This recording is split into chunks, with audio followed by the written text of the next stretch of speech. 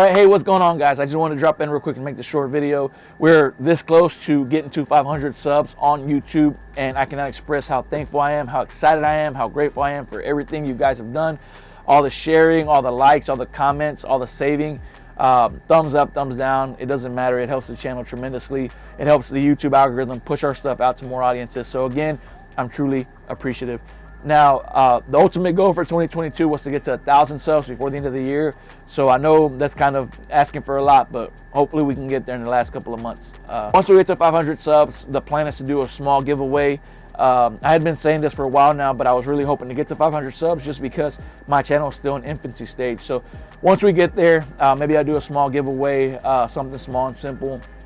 Let me know down below what that should be. Maybe a paint gun, maybe a tool, something. Drop a comment down below. Let me know what would be a good giveaway. Also, guys, I'm on other platforms as well. I am on TikTok. I had a video that actually went viral the other day. I think I'm over 750,000 views on that one. So go check it out, guys. My username on TikTok is I am Ernest P. I'm also on Instagram with the same username, I am Ernest P.